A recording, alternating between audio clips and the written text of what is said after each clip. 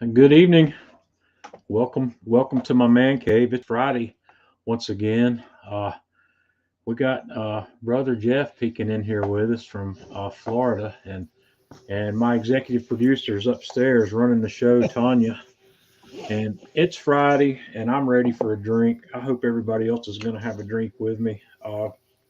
I'm getting back to my roots tonight with a little bit of this Jack Daniel's Single Barrel Select. Jeff, what are you having? Having Jack number 7. All right. Tanya, are you drinking with us tonight? I am having some coffee. Coffee? Did you fire the Jira up tonight? I did. Boy. I went to the liquor store this week because I wanted to get another bottle of this, and I looked up and they had the boxes that have these Jack Daniels branded glasses. I should have showed you before I poured it, but it's got the Jack Daniels logo etched in the bottom of this curved glass, and so I have a pair of those guys now instead of just the one. So Joe's having a beer with us tonight. Can't do liquor. All right, if you're drinking with me tonight, let me know what you're having and where you are, and we'll get things kicked off here in just a minute. Cheers, everybody. I cheers, but I've got We've got Lily in the crook of Huzytha my with us. arm. Huzytha, I've got some dry aging stuff tonight we're going to look at.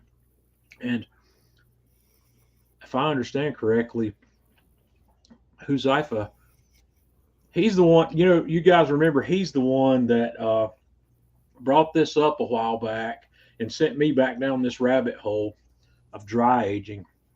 And I don't hate him for it. I don't. I'm having a good time with it. And I've got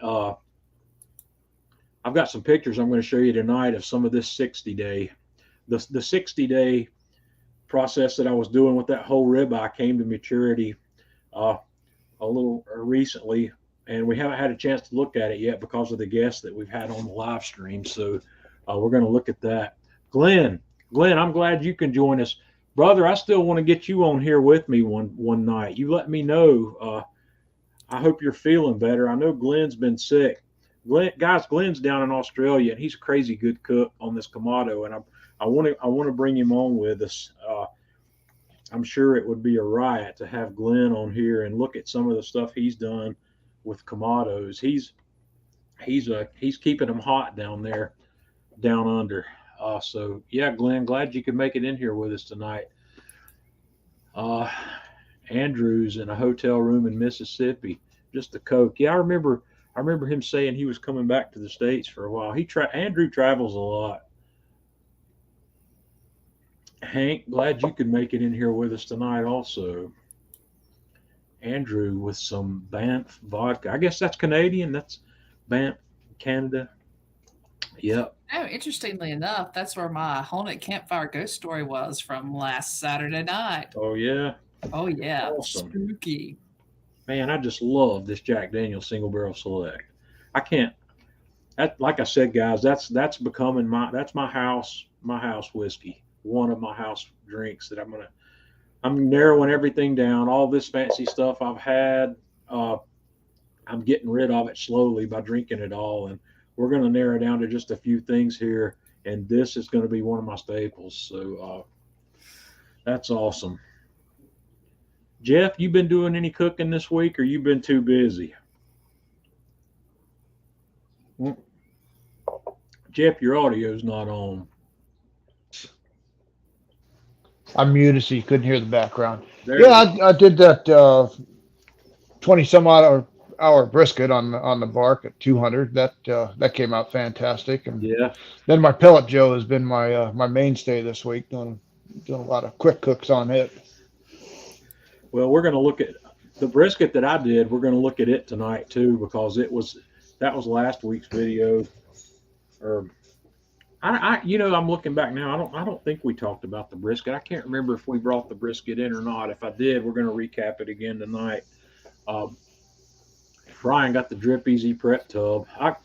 Man, guys, I didn't bring a picture of it with me tonight, but I posted it in the Kamado Joe group yesterday. I cut some holes in mine accidentally yesterday when I was prepping.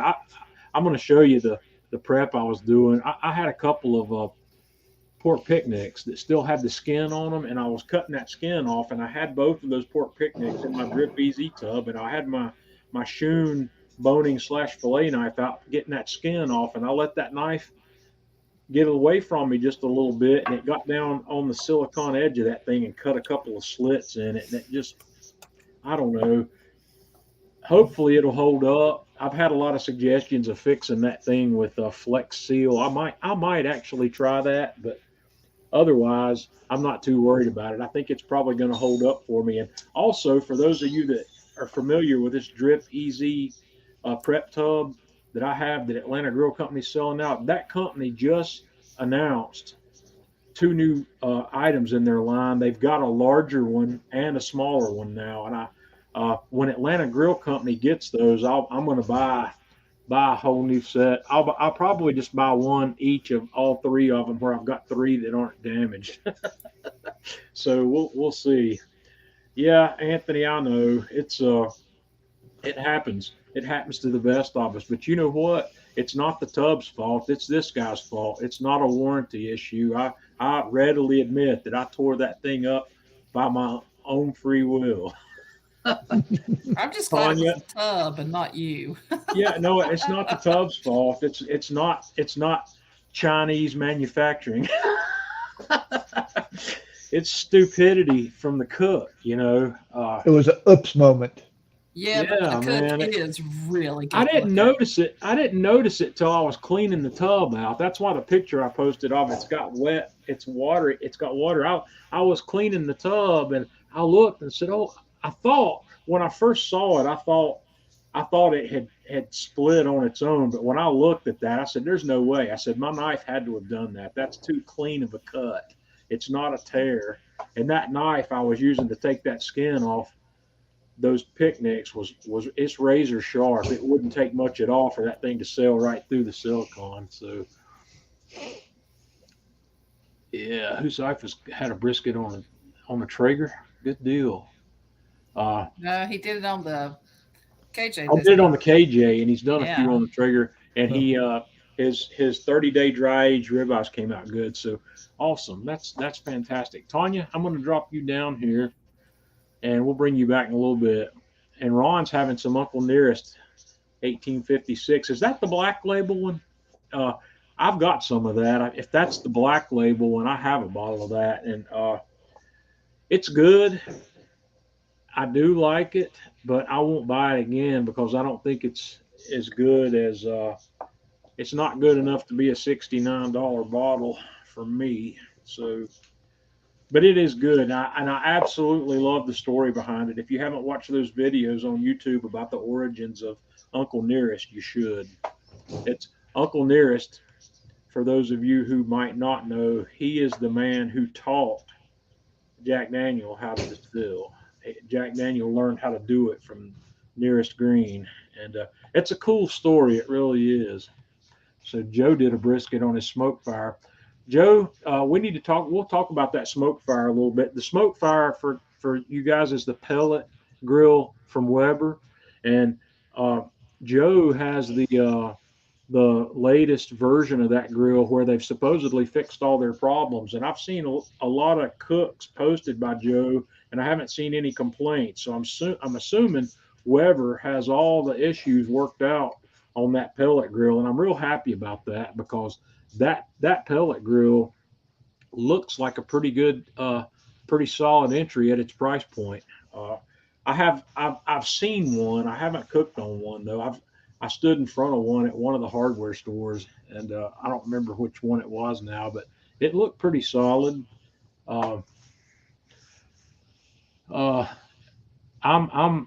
really in love with this bark though, and it's a different animal than the Weber. They're different. But one of the things I will freely admit about pellet grills, and in my experience, I've had 5 different pellet grills, and with a couple of minor exceptions, they all cook about the same. They're some of them provide a little bit better smoke than others do, but other than that, the cooking properties on all of them are pretty identical. and you're paying for bells and whistles. You're paying for extras between the cheapest pellet grills I've ever seen, I believe, are $2.99. I've seen some. I think Pit Boss may make one that falls in that $2.99 range that I've seen at places like Rural King and maybe some of the low end hardware stores. So, if you want to get into pellet grills, you don't have to spend a lot of money to get started in it. So he had a minor issue with his auger there. Oh, Weber told you to use that. That's something I'm having a hard time with that. They want you to use the Weber brand pellets, of course. Traeger's the same way. They want you to use Traeger pellets. But guys, I haven't had the Weber, but I've had a Traeger, and I've used a lot of brands of pellets, and the Traeger had no issues with it. The only pellet grill I ever had issues with, based on the pellets I was using, was the Yoder. Uh, the fire pot design on the Yoder is different from any of these other ones I've ever had, and it's I can't really describe it without showing you a picture of it, but there's a ramp. The pellets fall out of this tube and come down onto this ramp that's got a fire pot underneath it, and the fire pot's kind of V-shaped almost, and the pellets slide down this ramp into a ridge, and the ash that they create backs up, and it backs up that ramp. And certain pellets that produce more ash than others, it'll back all the way up that ramp and get up against the silicon seal there and burn the seal out. And I had that happen several times. I had to recaulk that seal with high temp silicone a couple of times during the time I had my Traeger, or during the time I had my Yoder. And I don't think they've modified their firebox design in the upgraded version of that. I don't know. I'd have to look at one, but some pellets do actually produce more ash than others. But the Yoder is the only one that ever gave me problems. You needed to use. They recommended the B&B brand pellets, and then they only recommended certain varieties of that. Some of the Fruitwood ones that don't burn as hot as the others, they don't recommend those. So it's kind of weird. I don't know exactly how that works. Maybe some of you guys who have Yoders will know more about that than I do. So yeah, they can't let it void the warranty. Yoder or Traeger found that out the hard way through a lawsuit, and Traeger ended up having to pay off a bunch of people for that, for not honoring warranty. Uh, so I don't know. I've been through, since I got this Myron Mixon bark. I've been through probably 160 pounds of pellets with it so far, maybe a little more.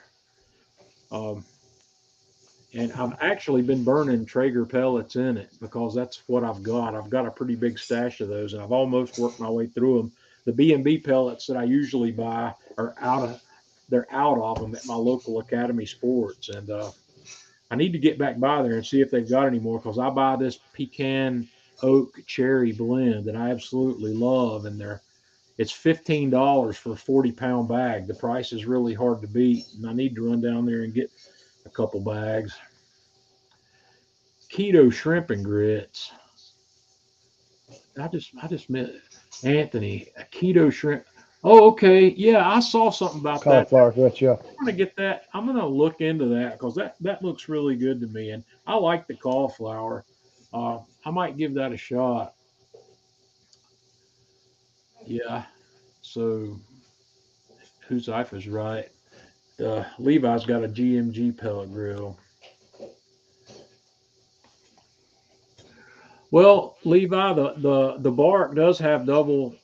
I mean, it's double wall insulated. The Traeger Timberline has that same thing. I don't know if what's that level below the Timberline, Jeff? The Ironwood. I'm not sure. Ironwood, yeah. I'm not sure if the Ironwood's insulated or not. But Levi, where do you live? What part of the country are you in, and what kind of temperatures are you working in with a pellet grill? I don't get to see extreme cold here where I live, but I've run my Traeger. I've actually run the bark out here also at 20 degrees Fahrenheit, not had any trouble with it.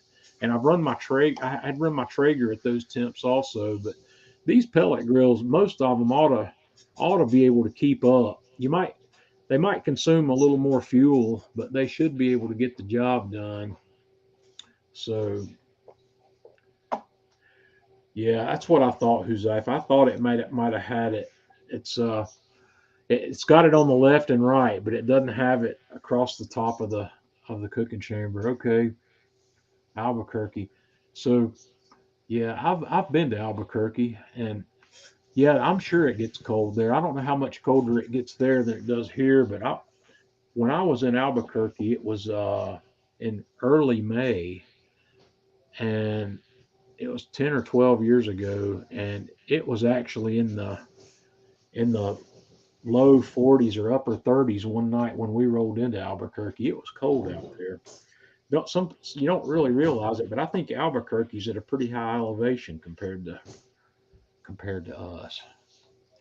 I'm at about 1,200 feet above sea level where I live. I don't think Jeff's anywhere near that high. I don't think nothing in Florida is that far above sea level. The only thing above sea level in Florida is the dump hills. Yeah. All righty. Well, let's have a look at some of this cooking I was going to talk about. I wanted to talk about the pastrami. I know I showed you guys the last time we were talking about. I showed you when I bought this brisket, these two pieces of brisket for this, but this is just a picture of my pastrami on the smoker, and it's about ready to come off. It's this was after I trimmed it. It was about a 2.5 pound piece of a brisket flat, and I cured it. I made a dry cure for it and put it in a vacuum seal bag in the refrigerator for 5 days and let it cure. And then I made a very simple rub to go on it when I smoked it. What you're looking at there on the outside of that is coarsely cracked black pepper, coarsely cracked coriander, and granulated garlic. That's all I put on the outside of that pastrami. And I put that on the smoker at about 250, and it went, I think, 7 hours or so to get where I wanted. I wanted to get the internal temperature just up to 195. You don't want to cook that up as far as you would a regular brisket, because you're going to slice this and you want it to have a little bit of tug to it. You don't want it to fall apart on you. But the when I took it off, that's what it looks like. I wrapped it up in foil and let it sit on my countertop for about an hour so it could cool a good bit. And then I tossed it in the refrigerator overnight. I chilled it. I don't want to cut it before I chill it down. And the next morning I got that thing out, and here's what you've got. This is really some amazing tasting pastrami. Tanya enjoyed it. And I've actually still got most of this. I haven't done anything with it yet. I'm going to need to put it in the freezer, but I'm going to hold on to some of this until I can make myself a Reuben. Jeff, Reuben's not on my keto plan. How about you? No, not on the keto plan, but pastrami sure is. Yeah, I could eat the pastrami, but Tanya was saying we should do a deconstructed Reuben. I guess I could do that. I've done something similar to that before. We could do the Chef Eric gig again, where we cook some bacon in a big skillet and then cook some of that nice sauerkraut in that bacon grease and crumble the bacon up, put it back in there, and then lay some pastrami out and put some Gruyere on it and cook it down. We'll do that. Tanya, we'll do that. We'll get that on the agenda. But this pastrami is fantastic, and the video's out there for it. It's on the Atlanta Grill Company YouTube channel and their Facebook page. So if you want to learn to make it, I highly encourage you to try it. It's not hard to do. It's really not hard at all, and the results are really good. And you can do pastrami with other cuts, but brisket is what pastrami's traditionally made from. Jeff, what else do people make pastrami from? Well, if you want to have some turkey pastrami, you can do that. What other beef cuts do people make? Will people make that from a bottom round or a top Some round? people, some people have, but I prefer doing it with the brisket. I mean, that's traditionally what it's always been made out of. Well, back quite a while back, I did a Kamado Joe video where I cured some beef ribs and did pastrami on a stick.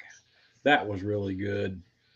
Um, it's really too much for a meal, but man, it did taste good. It's a little bit on the salty side for a meal, but it was fun to do it. So where do we go next? The brisket.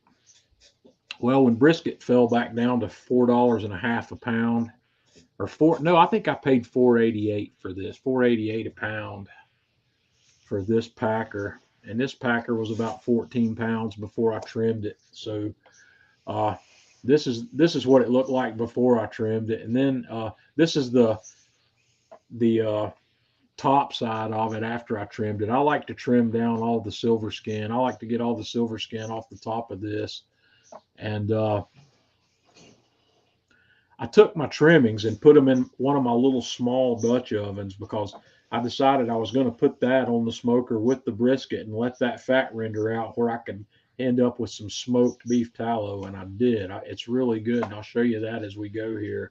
But I seasoned this brisket with the Atlanta Grill Company Himalayan Sherpa because that was last month's Atlanta Grill Company Rub of the Month. And I had never done a brisket with that before. And it's something I had been wanting to do because honestly, guys, that is probably the best beef rub you'll ever come across. It's perfect. It's got exactly what beef needs. There's a lot of beef rubs out there that have a lot of bells and whistles added to it, but I really wish you would take the opportunity at some point to do brisket or a chuck roast or some other big piece of beef with nothing but the salt, pepper, garlic blend, and you'll be amazed at the flavor that it has. So I seasoned that up and I tossed it on the bark, and I ran the grill pretty low overnight. I wanted to make this a pretty long cook, so I ran the grill at like two to 210 overnight. And I don't remember my exact time frames of what I did on it now because this cook was 2 weeks ago, but I tossed that little Dutch oven on there with those fat trimmings in it, and here we go. This is about, I'm wanting to say I was 16 or 18 hours in at this point, Jeff, Hmm. somewhere along in there. And Yep, that's what you said before. Joe, I've never tried to spritz beef tallow before. I'm not into the putting the tallow back on the brisket game. That's something I've never done, and I'm not sure that I will. I may experiment with it at some point, but if I did, I would just use an inexpensive, cheap beef tallow. I wouldn't use something I'd made like this with the smoke. But the bark is not quite set up at this stage, right where I wanted it to be. So, but here's what that beef tallow looked like. You can see that this is definitely taking on some smoke during this cook, and this picture's a little out of order, but this is what I got out of that. I got about 8 or 9 ounces of good beef tallow, and I don't think I saved the picture, but this I brought this in, and after that cools down, it solidifies and turns white. It doesn't stay liquid at room temperature. It does re-solidify, but that's what was left behind, and I just chucked that. There's no reason to keep any of that. And here's the brisket where I was at a point where I was ready to wrap it. I was pretty happy with the bark at that point. I wasn't completely happy, but I needed to get it wrapped, and so I wrapped it and finished it off. I ramped the temperature up a little bit, and here's what it looks like finished. This is also after I rested it. I wrapped it up in foil and let it ride in the cooler for a couple hours, and here you have it. This is this is what we ended up with. It's got a beautiful smoke ring. And that's another thing I did that I didn't mention is I spritzed it with water a couple of times before I wrapped it. And that helps with smoke ring formation. It gives the smoke something to adhere to. I know people will tell you, they'll tell you that the meat won't take on any smoke after it's reached a certain temperature, and that's absolute bullcrap. Uh, there's nothing to that. There's smoke is a combination of two things. It's particulate and it's gas, and both of those things stick better to wet surfaces. They adhere better to wet surfaces, and when that bark starts to form and the surface starts to dry out, you can spritz it to help it keep taking on smoke. But you don't want to start spritzing it before that bark starts to set up, because if you do, the bark will never set up. So you don't want to start spritzing it too early. But this brisket came out amazing, and it's probably one of the best tasting briskets I've ever made. I've cooked a lot of briskets. I haven't cooked very many recently due to the price, but a lot of times I give most of my brisket away, and the only bit of this brisket that gets given away, some of the flat, that point I'm keeping, man. It's off the hook. It's really good. Jeff, yours looked good. Yep. Jeff cooked one this week using the similar technique here. And what were your end results, Jeff? Yeah, my end results were great. I had a great smoke ring. It was nice and juicy. Bent over the knife grade. I mean, it was. I'm going to say, if I had to give it a grade point, I'd probably give it about a 95. Yeah. Briskets they're tough, man. It's out of all the barbecue meats, I think briskets are the one that my results are the most inconsistent with. Sometimes I'll get a great Absolutely. one, and sometimes I won't. And a lot of times it's not necessarily my fault or something I did wrong. I think the beef itself plays a big role. And guys, the briskets that I buy, Vince, yeah, you can replay this. It'll be on the Man Cave Meals Facebook page and YouTube channel, and you can play it back from the beginning anytime you like. That's fully available out here after the stream's over. But the I buy my briskets. I had bought some Costco briskets, and I'm going to tell you, everybody loves Costco. I like Costco too, but the better briskets I've cooked have come from Sam's Club, and strangely enough, they're not the prime briskets, and this one's not prime either. This is one of Sam's choice Angus beef briskets, and when I bought this brisket, the choice Angus beef was $1 a pound less expensive than the prime, and uh, last week when Tanya and I were at Sam's Club, I noticed that the prime has come down. It's only 10 cents a pound higher than the choice now, but I still, even when I have the choice between the two at a very similar price, I've been buying these choice Angus beef briskets, and I've never had any of my choice Angus beef briskets not come out well for me. And I can't say the same for the ones that are prime graded, but these, Jeff, do you have you're buying from Costco, right? Well, this last one I went ahead and bought from Sam's because I wanted to try the Angus. Oh, so But you've got. normally I bought. How'd you feel about it? If that was the first time you've had one? No, the second time I had one. The first one that I had wasn't that good. It was a definite meat problem. This one Yeah, here turned out, like I say, really good. I would put it better than the Costco one. I've never had bad choice Angus beef from Sam's ever, and Yeah. I've bought some of the primes, but when I've got, I look when I buy brisket. This may be something that's helping me also. I've cooked briskets in about every size range that you can find them in, from 10 pounds all the way up to 20 or 21 pounds, and I really do like the results I get best from briskets that are in the 13 to 14 pound range, and that's what I look for when I buy one. Yeah. How big was the one you just cooked, Jeff? Well, it started out 16, but Yeah. time I trimmed it down, it was 12 something. Yep, it came out well.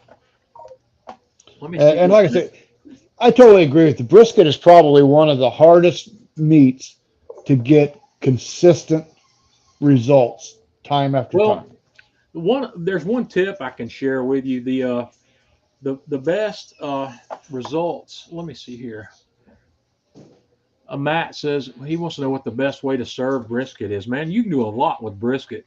I like it just as you see it here. I like it sliced and on the plate. That's Yep. my favorite way to eat brisket. But you can make sandwiches with it. You can chop it.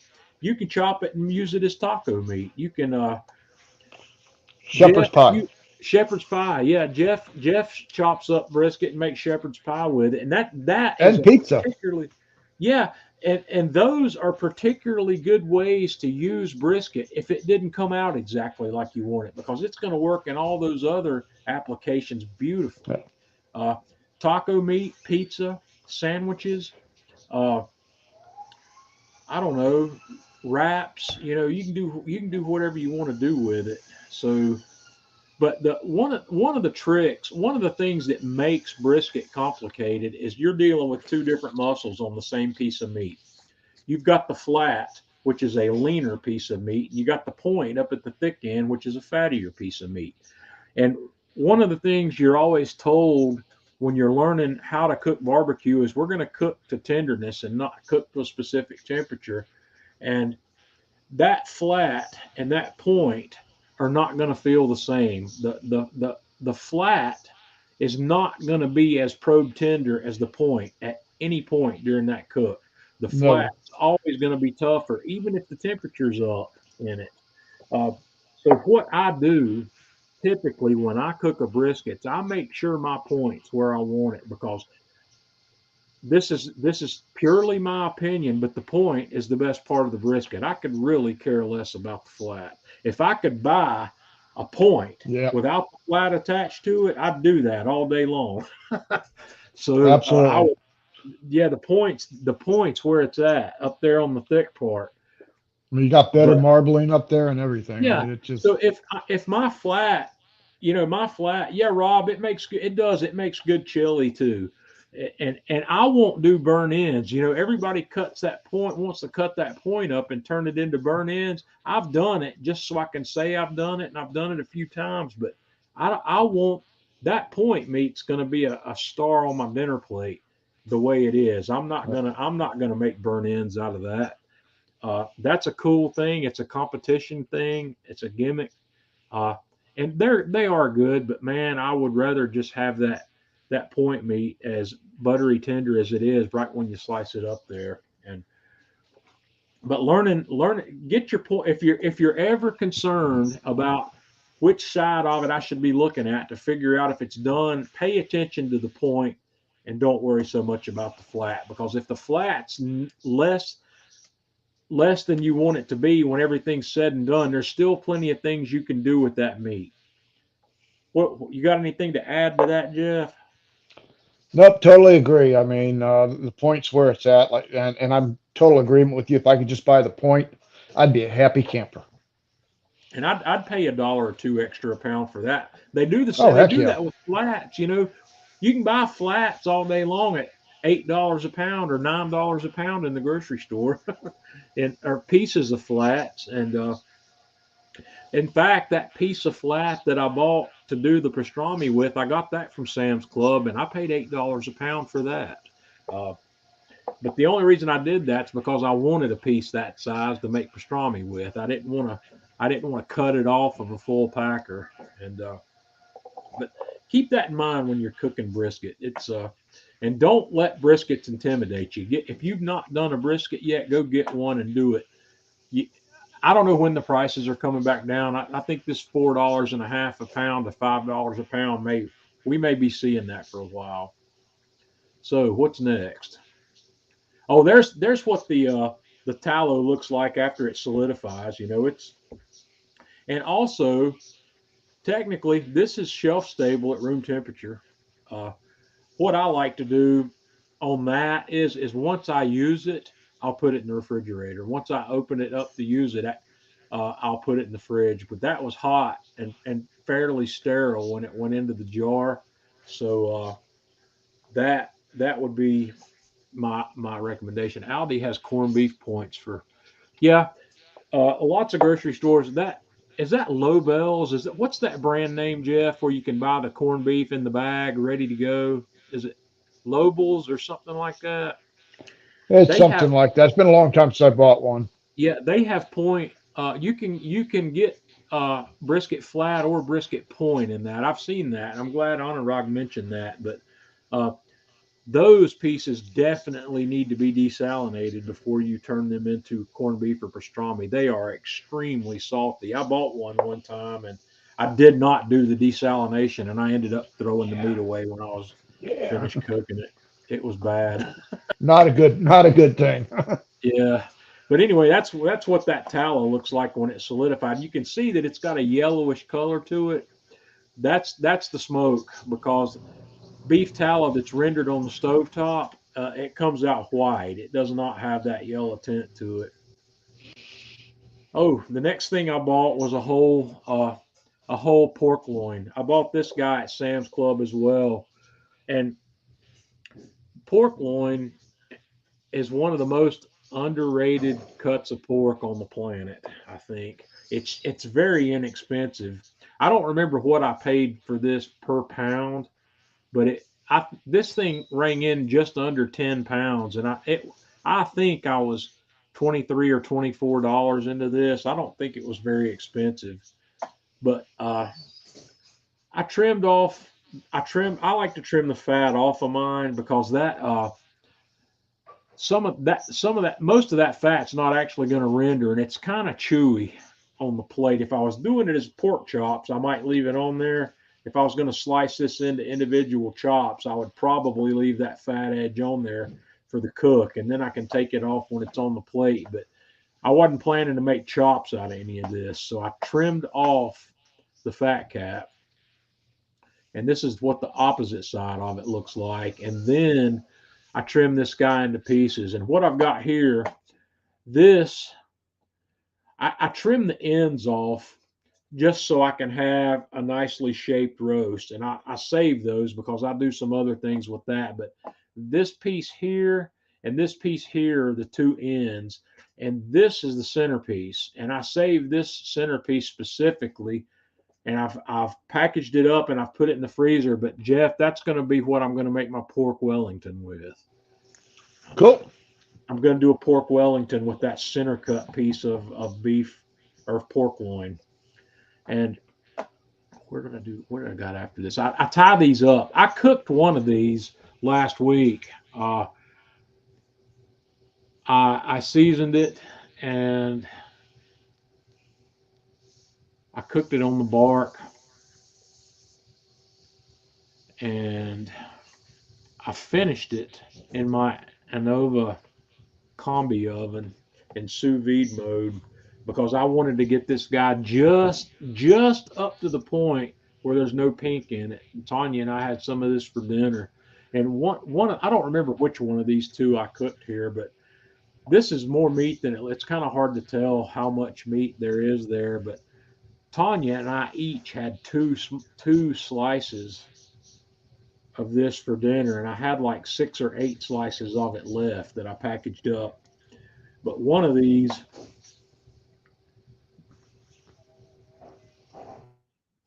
the one that I haven't cooked both of them. I just cooked the one. So the other, the tied one and the center cut piece are in the freezer waiting for me to do something else with it. And I'm going to get a pork Wellington going. And I'm really excited about that. We'll be talking about that a little bit more soon. And here's just the end angle at those.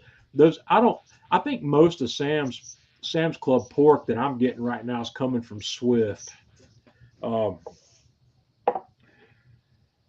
it's kind of hit or miss at Sam's Club. I get 2 different brands of pork at my Sam's Club. I'll get Swift sometimes, and I get Smithfield sometimes. Smithfield is a huge pork producer that's based here in North Carolina, but I'm not always able to get Smithfield at Sam's Club for whatever the reason. Jeff, do you get specific pork brands in Yep. your Same two area? you get. Same two you get. Smithfield and Swift. The Yep. there's another big brand out from Texas on out to the West Coast, and I don't remember what it's called. Maybe somebody here can tell me. Uh, Vince has got an 11-pound choice brisket from Kroger, smoking it on a classic Saturday. You can pull it off. You certainly can. Let us know how it goes. Man, I'm timing. The thing about brisket is understanding is the timing. Uh, if I was going to feed a group of people a brisket for a meal, I would go a shorter and hotter cook. I would treat it like I do my day cooked pork butts. I would cook it 300 degrees Fahrenheit, where I'm going to have that thing done inside of 8 hours and be able to rest it and have my resting window as long as 3 hours. So yeah, you can definitely do that. Let's see. This is the 60-day whole ribeye, and I'm going to tell you guys a secret.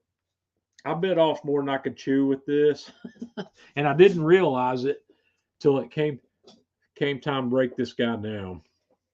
I don't have the proper tools to break this down properly, and I lost a little bit of meat because I didn't have the proper tools to get this guy broken down the way it was presented to me. But anyway, we got it out, and this picture here is what I want to show you why this is difficult to break down.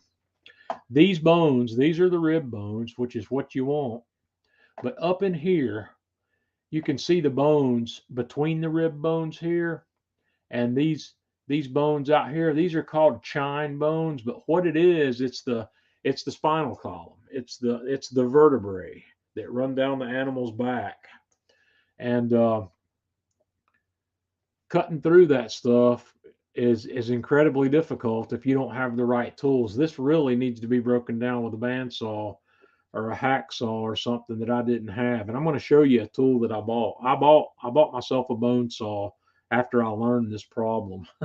But anyway, I did the best I could in breaking this guy down. Here's an end view of the thick end of it, and here's a end view of the thinner end of it.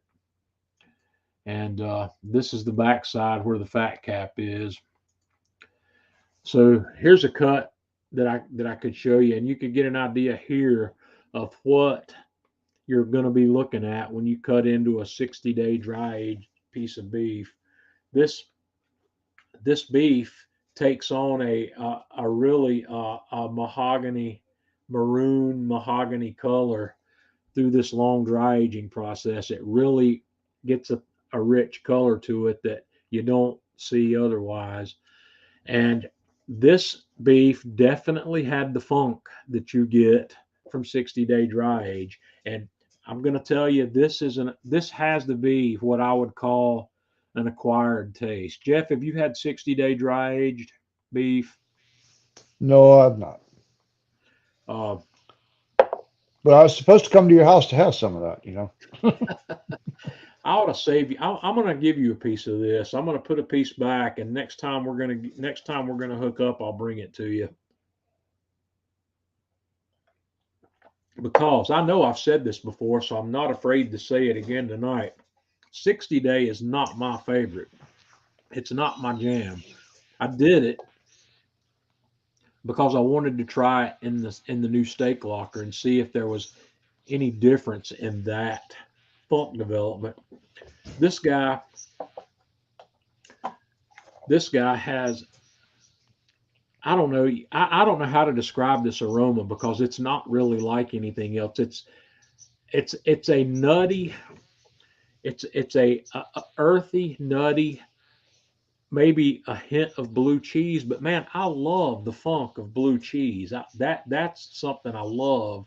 But this maybe has a funkiness. If somebody help me out with the words here, I'm looking for to describe this. If you've had 60-day dry age before, it's I'm not real sure. I'm not really sure. It's strange. It's hard for me to describe it because, like I said, I don't really think there is anything else like it. It's you might could work a truffle, a truffle or a black truffle aroma, the funkiness, but black truffle has a sweetness to it, which is not really present here. But anyway, I got some steaks cut out of this, and let me tell you, one of the things that is gamey. Yep, Anurag, I could work gamey into that. I think you might be onto something there. But this meat has a tenderness to it that is unparalleled. This stuff feels like modeling clay almost, a soft modeling clay. You can put your finger in this stuff and create a dent in it. You can almost shape it in your hands. It's so tender. And here's a few more pieces. I didn't take pictures of everything I cut out of this, but I got 8 or 9 nice steaks out of it. And here's another one. This also, I think I've probably told you before. This is locally sourced beef. I bought this from a friend of mine that lives a couple of counties over. That's a cattle farmer, and I didn't realize I've known this guy since high school, but I didn't realize he was in cattle farming and into beef production. So he's the one that helped me get this piece of meat. So I wanted to cook. I wanted to cook my first piece, so I salted it. And don't hate me for this. I went with a different cook style on this. I got my cast iron pan out, got it nice and hot, and I put a little bit of avocado oil in the pan, and I tossed this guy in and got a nice sear going on it. And I got a really good sear on that one side, and then I flipped it over, and then I melted some butter and put some smashed cloves of garlic in this pan, and I'll work this. I work this like a Peter Luger steak, Jeff. Have you ever had steak cooked this way? Yep. Is it worthwhile? Oh, heck yeah. Heck yeah. Yeah. If you've not cooked steak this way before, you got to try it. I mean, it's I didn't want to cook it on the grill because I wanted to experience the 60-day dry aged without having it influenced by smoke uh, to start with. I wanted to do this first, and this was really good. I actually really enjoyed this steak. Uh, and as that was finishing up, I backed when I put the butter in the pan, I backed the heat down and I basted it with the butter and the garlic and just kept building that flavor on the outside of this until my steak temperature was where I wanted it. And it was really good. It's this cook made me rethink, do I not like the 60-day dry age? Because this, I would eat this any day. I would eat this. I got no problem with that. It was delicious. So the next one, I decided to cook another one this week. So I got another one out and did the same thing. I salted it. I'm only using salt here. I'm not adding black pepper. I'm not adding garlic. I'm trying to not add a whole bunch of stuff that's gonna tweak the flavor. I want to experience the dry age flavor, and the only way to do that is not cover it up with a bunch of other stuff. So this guy got only salt. So on the first one, I had the butter and the garlic. So that combination, I really like the result. But this guy, I salted it. I put it in a vacuum seal bag, and that's out of order. I put it in the sous vide bath and brought it to temp. I cooked it to about, I think I brought this guy to 120 in a 90-minute long sous vide bath, 120 degrees Fahrenheit. And then I put it in a cast iron pan that I had lightly oiled. And I put this guy in the Auto Wild, put it in this broiler. And guys, I've about got this broiler figured out. I've about learned how to tame the heat that this thing makes. And I put it in there in the pan and put a nice sear on it and got this guy looking really gorgeous in the Auto Wild. And here's what I ended up with. It's perfectly cooked. It's got a little gray band, because you're going to have that with the Auto Wild. It's not. The only way I could have avoided that would have been to chill the meat a little bit or dip it in an ice water bath to cool the outside of it some before I did the sear. But I'm not too worried about that. I wanted to taste this guy. So this guy, cooking with this method allows you to taste the full effect of the 60-day dry age. And this is not something I would do again. This is not. I don't like it too much. I don't like it that well. My favorite dry age is around the 40-day mark. 35 to 40 days is where I like it. Jeff, you've had the dry age beef in that range, right? Yep. You have any complaints about it? Anything you didn't like about it? Nope. Tender melt in Everything. your mouth. Yeah. So anyway, that's where I am on the dry aged on the 60-day dry age. So let me back up here. That one picture was out of order here somewhere. This. Uh, I decided I wanted to dry age some pork. I was reading on the Steak Locker website. They've got some techniques for dry aging pork. So I need a pork ribeye, a bone-in pork ribeye. So I don't know where to buy one. So I know they sell bone-in pork chops at Publix. So I went down to Publix and asked the guy, "Can I buy the whole thing bone-in?" And he said, "Sure." And this is what I got. This is it's just under 14 pounds, and it's the full pork rack, and so it's right at 14 pounds. It's $5 a pound. I think was a little steep, and I didn't bother to question the guy about it because his actual bone-in pork chops cost less per pound than that. So whatever, I got it. I wanted it. I brought it home. I cut it into two pieces, and this rack has got that same chine bone that I had on the other had on the beef ribeye, but I did a little shopping out on Amazon, and I had I bought a bone saw. I bought the tool I need to get that out of there and get that apart when the time comes. So I'm prepared to break this guy down without losing a whole bunch of meat when I do it. That was not. I don't remember. I had some credit on Amazon, so I don't remember exactly what I paid for that.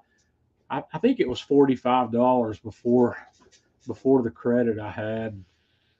But Jeff, that's going to allow me to cut that bone, Yeah. cut down that chine bone, and then I'll be able to work under it with my knife to get it off of there and not lose a bunch of meat in the process. I didn't have that luxury with the ribeye. I should have just left that ribeye in the steak locker and got that done that way. But I tossed these guys in the dry ager, and these are only going to go for about 18 to 20 days. We're not going to go for a long time on this. And hindsight is telling me I should have only done half of this instead of all of it.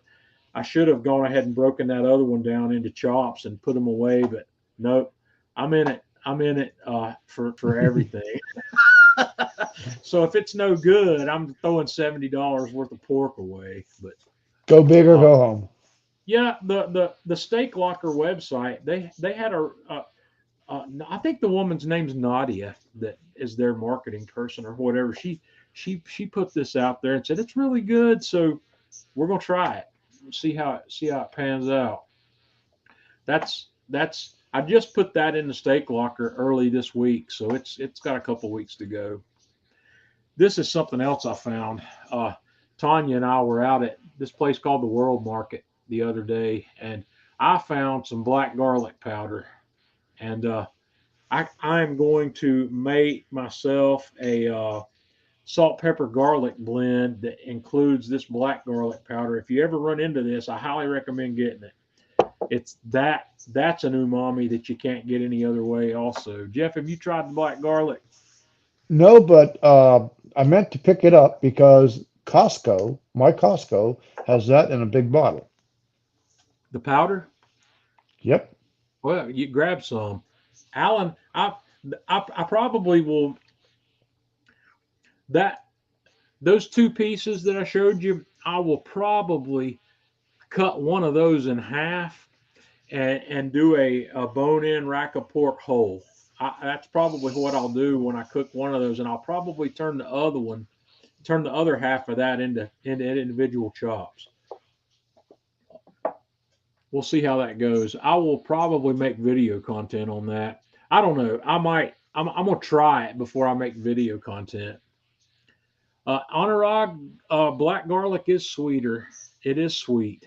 It's not like regular garlic. It's not too sweet if you don't use too much of it. It's definitely something you want to use in moderation because that what makes it black is the sugars in the garlic have caramelized through a long, low and slow cooking process. It's a Maillard reaction actually that gives you that. And yes, it is sweet. It is an ingredient you use sparingly. So let me get this back up here. This week, oh boy, I had a good time with this cook. This is today's video. This is the video I published today on Atlanta Grill Company's Facebook page and YouTube channel. I fired up the Alpha because I wanted to do some salmon. I bought a whole salmon fillet from Sam's Club, and I cut myself some nice fillets right out of the center of it. And the March Atlanta Grill Company Rub of the Month is this River Street Seaboard seafood blend that I really like. So I wanted to do something right off the bat with that. So I seasoned these two fillets, not too heavily, not real heavily with this.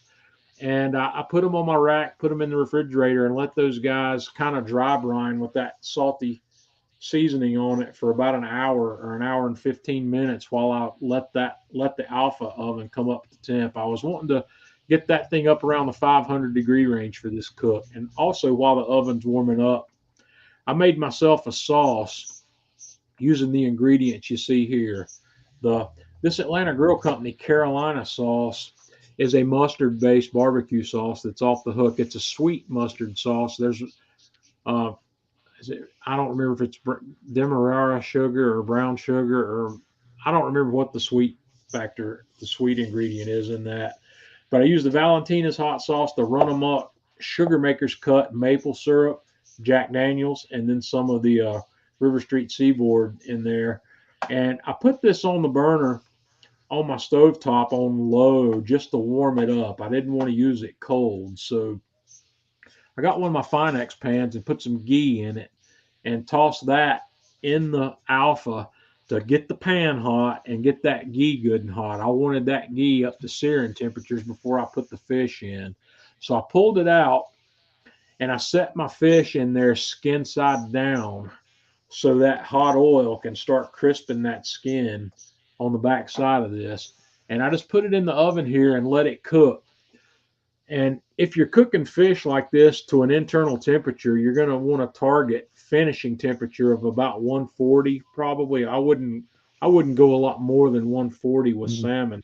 I like mine to finish at about 135, kind of right there in the medium rare range. But before this guy got to the finish, got finished up completely, I pulled it back out and drizzled some of that sauce we made on there. I couldn't leave that sauce in there for the whole cook because of the sugar content of it. It would have turned black. So I just wanted it as a finishing sauce. So when I'm almost finished with the fish, I put it in there, put it back in, and let that sauce finish up in the heat of this Alpha. And you can kind of see here, this is the finished picture. That the sweetness that's in that sauce, it caramelized on the top side of this fish and made an absolutely beautiful crust on that. And then I just decided to garnish it with just a little bit of green onion. And this was absolutely amazing. It was flaky tender. You can watch in the video. If you watch the video, I flaked it apart right there on camera and tasted it, and it's perfectly cooked. It's delicious. It's really some amazing salmon. I kept the rest of that whole fillet. I'm going to do something else with it. I'm thinking about maybe doing. I might make salmon patties. I might make a salmon patty or something with the with all that leftover salmon. I haven't done salmon patties in a while, and that's something I can make that'll be keto friendly in the long haul. But yeah, I had a this this fillet right here is what I had for lunch yesterday. It's delicious.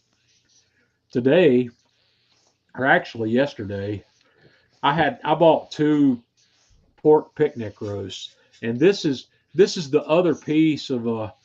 This is like a pork shoulder. If you guys have never seen this or never cooked one of these before, the shoulder of the pig is the scapula bone. You know, the shoulder blade. This this cut is what they call the arm roast. It's the upper arm, the upper front arm of the animal, and these come with skin on them. And actually, you know, I was talking earlier about how I cut my tub. You can actually see that cut right here. This picture's after I cut the skin off of these, but you can see right here that damage I made on my tub, and I was sick about that. But I seasoned these guys up with the Atlanta Grill Company's volcano dust, gave them a really nice heavy coating of the volcano dust, and then I tossed these guys on the bark yesterday about 4:30 yesterday afternoon, and I ran it at 200 degrees, and I went back out to look at it about 8 o'clock this morning, about 15 hours in, and here's what we have, you know, 15 hours into the cook. The meat temperature here, if I remember correctly, somewhere in the 160-degree range.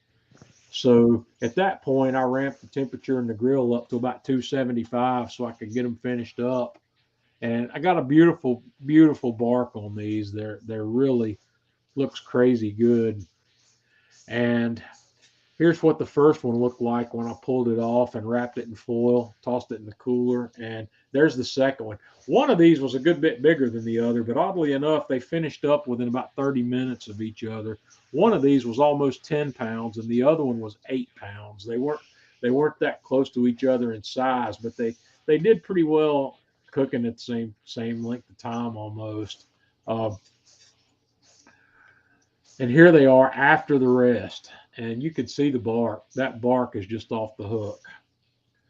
And this is what the bone looks like that's inside of this. It's the arm bone. It's the humerus. It's the upper arm, and it's usually on these there's a little bit of extra. There's a little bit of the lower arm. Typically, that joint is still part of this. I don't know. I don't know if they get shank meat. Jeff, do you know if they what they do with the forearm section on a hog? They make shank meat out of it. Is it shank? Because they don't get Yep. any shank off the rear, do they? No, not usually. They Okay. usually just take the Yeah. shank from the front. I don't know anything about butchering, but I kind of figured that might be where the ossobuco or the pork version of ossobuco probably comes from the Hmm. front forearm on a pig. So, but that's what the bone looks like, and you can see how cleanly these guys both pulled out of there. And then I just here's the first piece I tore into, and then I do like I always do. I got in there and just shredded this by hand, and it's really good. It makes excellent pulled pork, and a lot of times you can find this cut pretty cheap. I bought three of these actually for 99 cents a pound, and the uh, the results are off the hook. Anthony says, "Are you doing more longer cooks with the bark than I did with the Kamado Joe?"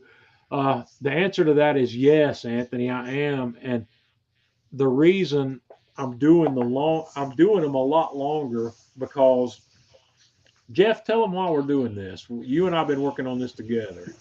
Yep. The reason why we're doing this is we found that the lower temperature of a pellet uh, grill produces a much finer smoke profile than if you're doing it hot.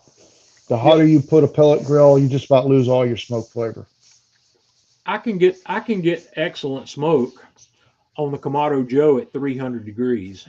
You know, I don't have any trouble getting a great smoke profile at 300 degrees on the Kamado, but on the pellet grill, that's not happening so much.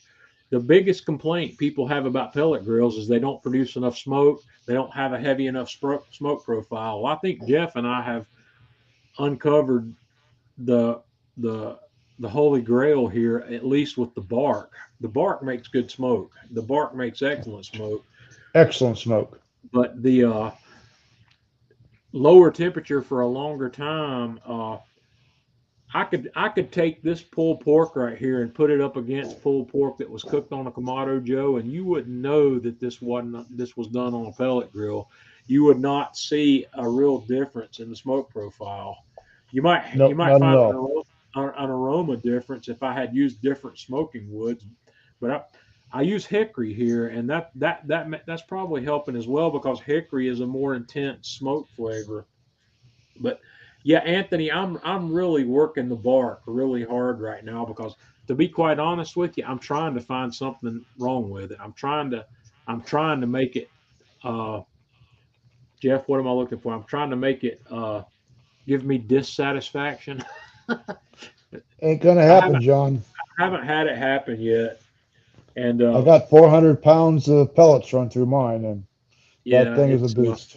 I'm really happy with the results so far on this bark. I don't have any complaints, and I'm looking forward to doing some big cooks. I'm still putting stuff together this summer, and I'm probably going to make video of this when I do it. But I'm going to feed the employees of the town that I live in. And I don't live in a very big town, and it's only going to be about 50 people. But I'm going to feed them a pulled pork barbecue lunch sometime probably in June.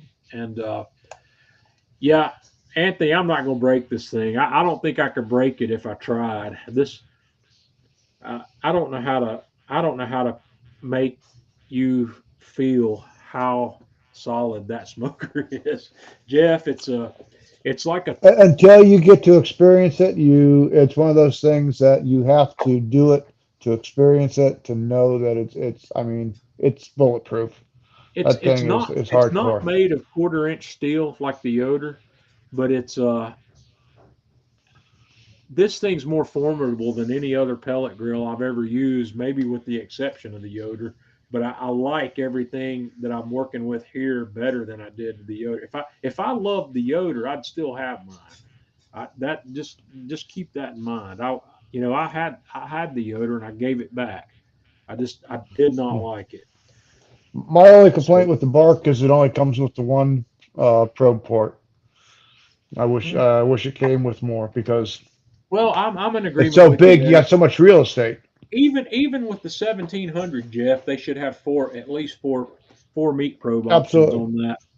I I mean, agree with you you got a there. lot of real estate that you're working with Well, there, I'm not and you can using put it. a bunch of different proteins on. I've done one cook so far using the Barks meat probe. Just I wanted to do it just so I could see how well it worked, and it works great. Uh, there's one flaw that it has. Yep. Uh, the flaw in the programming of the Bark app and the Bark system is if you're using that meat probe to monitor your meat. If I put let's say I put four pork butts on the grill.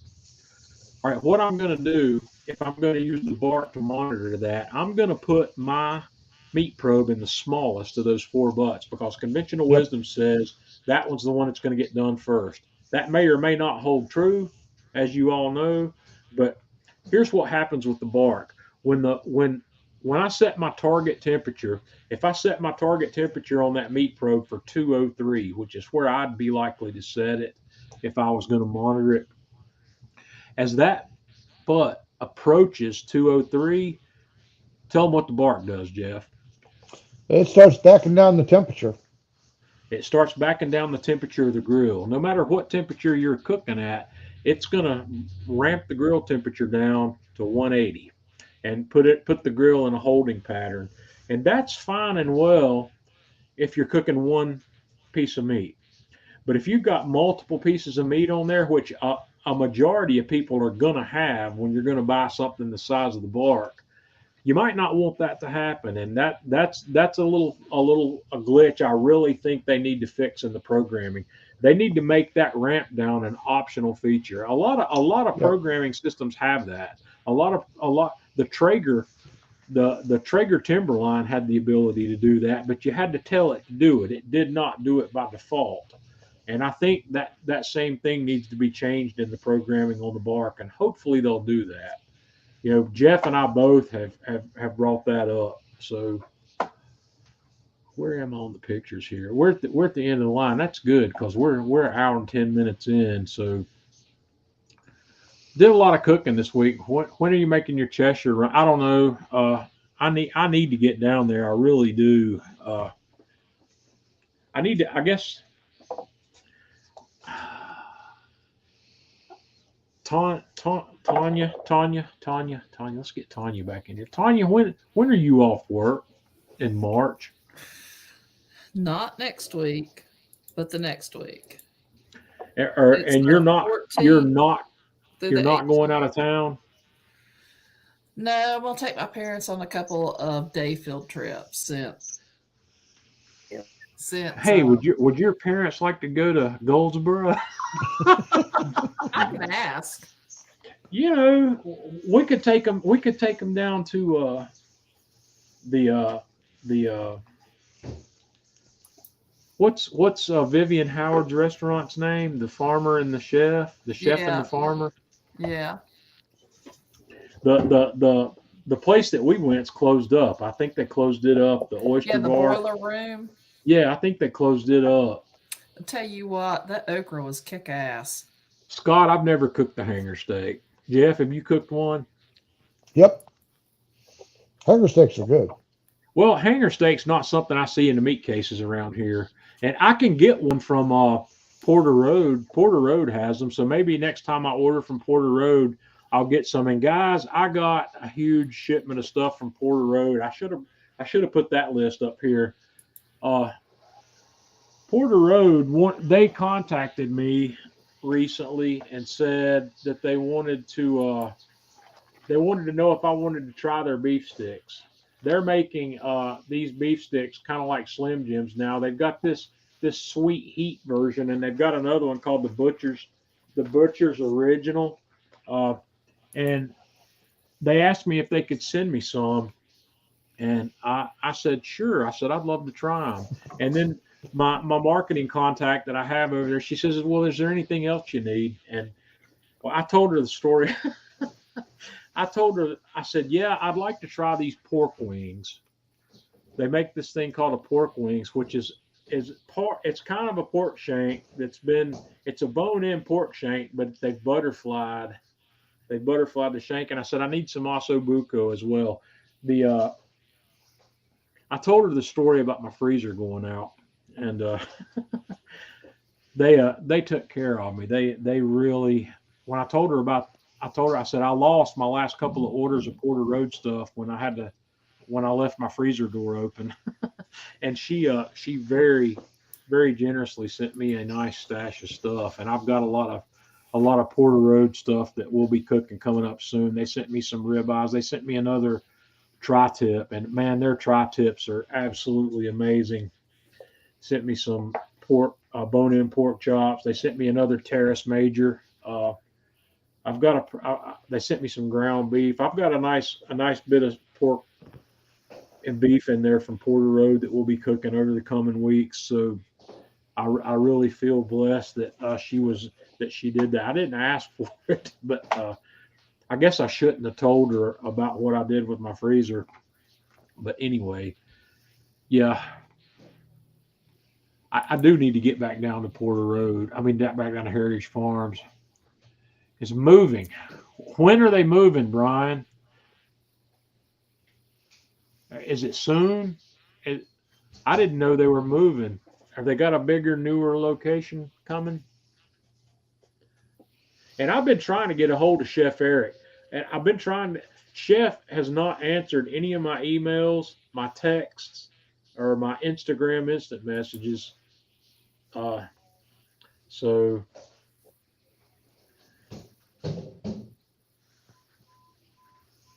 I'll check that out. There's somebody else told me of another. I need to check out that Nahunta Pork Center or whatever that place is too. Somebody was on me about not having been there. The pork that they sell at Nahunta is not heritage breed pork. It's your typical average everyday pork. It's less expensive. The heritage breed pork from the Cheshire pork from Heritage Farms is expensive. I'm fully aware of that, but I love the stuff. it's pork at a whole new level if you haven't had it. So yeah, Brian, I'll keep that in mind, but I might try to get down there in a couple of weeks. Um, if Tanya's available to go with me, I'll probably run down there. We'll see. I have not done suckling pig yet. I'm still trying to get somebody to come on here with me one Friday night that's got experience with whole hog. I don't have any experience with it, and I'm not likely to do that myself until I've got somebody that can walk me through it and tell me what to do. Uh, Steve, I've seen people do it on the Big Joe, and I've seen people do it on the Big Green Egg XLs. It's doable. I just don't know what I'm doing with one of those. I would hate to buy one and ruin it and make a huge mess and waste a bunch of meat. Uh, that's not something you just stick a meat probe in and cook it till it's done. There's a lot going on with that I need some education in it before I decide to try it myself. You're doing a lot of mopping and spritzing with the whole pork, with whole pig. Yeah, I know, and I don't. I could do a rather large suckling pig on this bark. I could Yep. do a decent sized one on that. I probably could do two of them on the 2400. Yeah, you could. I don't see why I couldn't, but I'm not gonna. I've been trying to find somebody that knows about whole hog to come on here with me, and Jeff, I think that person might need to be David Mixon. I think we might need to talk to David and see if David could come on with us and have give us a primer on whole hog or suckling pig cook. Either David or Michael.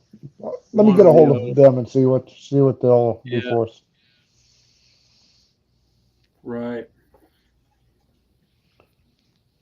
Michael just competed this last weekend at the Georgia Pig Fest. How do you do? I didn't see. I don't know if he posted. But Okay. he just Well, revived his New South barbecue, New yeah. South Jack. The Jack's New South. Yeah, I'm Jack. gonna get down. I'm gonna get down and visit those guys sometime. I think it's probably gonna be in June. I'm gonna run down there and meet some of those people face to face finally. Yeah, I say we'll meet up there. I'll get Michael to take us or David take us over to the compound Yeah. where they do the cooking schools. I mean, Well, you and I need to that's the get thing to together. see. You and I need to get to one of those cooking classes. I I'd want to do love the to back. do that memories cook. Yeah, I That's the want to old do the time back. with the pits. Yeah, I want to do the backyard the backyard barbecue one. I think it's just a 1 day thing, but I think we need to get down there together. What we need to It's a do Friday night, Saturday night. is that we need to find out when one's going to happen, and we need to see if we could maybe we could talk them into doing one for us where we can solicit some of our community to come with us down there to do that and have some of our people, some of you guys that are here listening tonight come down and do it. If you'd be interested and joining me and Jeff at a Myron Mixon barbecue class at Myron's home in Georgia, let me know. Leave a comment, and I'll make a list of the people who think they might possibly be interested in that. And if there is some interest, I won't hesitate to ask them if they would hold a class for a group of us. They might. Yeah, I think he's booked through November. So I mean, Yeah, it we're might be talking a a long while. ways out, which gives some time to save up for it. Yeah, especially if you live here in the southeast. I don't know Sam Jones. Who We've is had a Sam Jones? couple. We've had a couple recommendations. Brian and Anthony both are saying Sam Jones might be the man for the whole hog. Okay, I don't know Sam, so I need to investigate who he is. I, I I would like to get Malcolm Reed to come on. I don't know Malcolm. I've never met Malcolm, and I don't know. I've never approached Malcolm about doing something like that. But maybe I'll send Malcolm an email and ask him if he would like to talk to me one Friday night on here. I'd really love to meet that guy. I love Malcolm Reed. If you guys, I'm sure all you know who Malcolm Reed is. Oh yeah, he's a So, good guy. oh man, that guy, he's insane. He's one of my favorite barbecue people. I've been watching Malcolm's videos since he started making them, and he's crazy good. He knows exactly what he's doing, and I think Malcolm probably knows the whole hog game. And Malcolm's probably got photos. I'm trying to find somebody who's got photos that can show us the steps and be a photograph of what's happening when you're cooking a whole hog. Yeah, well, when I cooked my whole hog, that's what I did. Is I went out there to YouTube and I looked at Myron Mixon and a couple of the other Yeah, guys who do whole hogs, and I got the hatchet out and split it down the backbone so that you could lay it out good, and defrosted yeah. it in the bathtub for 2 days. Did you It was put a an fun apple in process. its mouth? Absolutely. I'll tell you what, it came out good, John. I mean, Yeah. I seasoned that thing up and I used a mixture of apple cider vinegar and apple juice and forget what else. Make a spritz for it, for mopping, You and too, it came Hank. out Thanks good. for I mean, joining us. Yep. Sam Jones Barbecue. So Sam's a North Carolina pitmaster. Yeah, it looks like it. At the Okay. Skylight Inn. Where is he located? Where is that? Is that in Lexington area? Where is that? Uh, says Eastern North Carolina. yeah, there's a lot of big whole hog pit masters here in North Carolina. North Carolina style barbecue it's the whole hog. It's that's the one thing I hate about North Carolina barbecue. Here in North Carolina, they don't celebrate the individual pieces of the animal. They have this mantra. It's called from the rooter to the tutor. When you eat North when you eat That's North right. Carolina barbecue, it's all they chop. It's all chopped or sliced barbecue, and it's all from any part of the animal, and it's in that vinegar based mop sauce. So This is where it's at, huh? to Greenville, Aden, North Carolina. Okay, Mhm. yeah, that's Greenville's what 5 hours east of us, Tanya.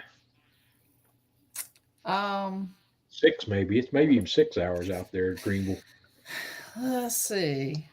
That's No, that's that that's I out. don't know. That's way on out there. That's got close to the coast, out the northern coast and northeastern coast. Okay. Road trip. Yeah. Yeah. Well, Always a road trip. I've been to a lot of the more famous barbecue spots in North Carolina, and especially in the Lexington area. There's a couple of them over there. Half Those barrel. I forget the dang name of it now. Those Spanish cooking chambers for cooking a whole pig. Those do a The bang the up job la too. the la caja the caja. Yeah, I know something what you're like that. talking. It's a box. Yep. It's the caja cochina. Yeah, I don't remember the cochina. cochina And you yet. put the whole pig in there and then layer the top with Charcoal. It's a charcoal. top down cook. Yeah, Yeah, and those they those come things out are really good. inexpensive. And also, you can build a pit out of cinder blocks and some expanded metal and cook. You can build a pit for whole hog for less than 100. Well, less than $200. I don't know what the Yep. expanded metal costs. The expanded metal is the expensive part of it. The cinder blocks are cheap. You'll spend that much more on charcoal. Yeah. Yeah, unless you want to build a wood fire, which you could do, but Tanya's not going to let me build a cinder block barbecue pit here in the yard. I don't think. She won't let me have Hmm. chickens, so I know she's not going to let me build She's Now, a. thinking about it. let's She's not go thinking about there. it, John. You know I love chickens. And if we were legally able to have chickens, we would have Oh boy, chickens. they But have a we're town not ordinance. They have a legally city able to ordinance have where we live. chickens. You can have chickens in the town I live in, but the way the ordinance is written, your chicken coop where the chickens live has to be at least 50 feet away from your house and at least 50 feet inside of your property line. So I don't have the lot that we're on. I don't have I would need 100 feet from the house to the edge of the property somewhere. I don't have that. I don't have the space I need to And have we a are not chicken buying coop. chickens and getting attached to the chickens and getting hooked on having good fresh chicken eggs, only for That's the all I town want. Valdies to come and rain Yeah, on our parade. I'm not going to eat these chickens. I just want fresh eggs. I want farm fresh eggs every Exactly. day. We're gonna That's name the chickens and love the chickens, yeah. and we're We're gonna gonna. think the chickens are super awesome. And then Seth or somebody is gonna come raising Yeah, hell about it, or that we would end up getting in Greg from trouble. Public Works will come raising hell about it, We and could that'll have be it. They'll chicken. take our We could put chickens. them inside. No, we're not having chickens inside. No, you don't want that smell, John. Trust me. No, You do I not want the don't. smell. But anyway, we can't have chickens just because the lot that our house is on and the way the house is positioned on the lots. I don't have 100 feet from the house to any edge of the property line, and that's what I would have to have legally to have a chicken coop outside. Mm-hmm. So I kid Tanya about that. We have this Rural King store up the road, and they sell chickens in there. I can go in there and get chickens all day long. They sell these little tiny. You go in there any given day, they got 4 or 5 different breeds of chicken, little tiny chickens about the size of your fist. They're running around, Pullets. and they you can They're buy little them. Yeah, peewees. yeah, you can buy them and take them home with you. I said we stop by there, we'll buy some chickens. Well, here's the Oh, thing. I have a corn sheller.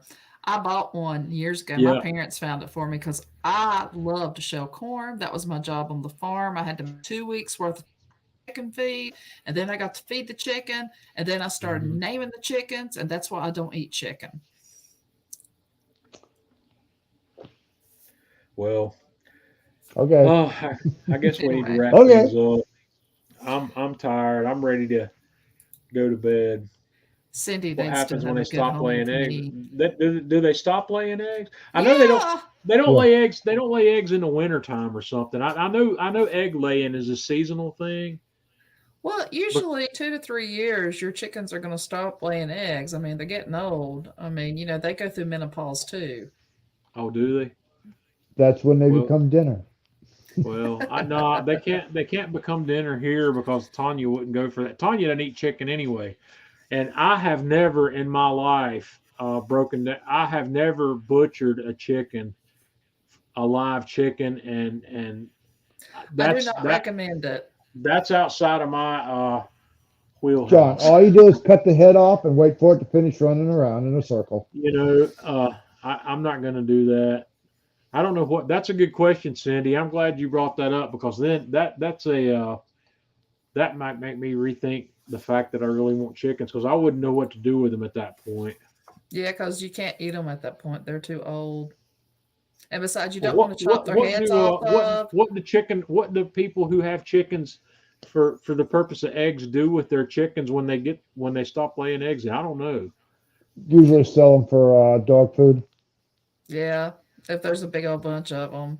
It's Well, sad.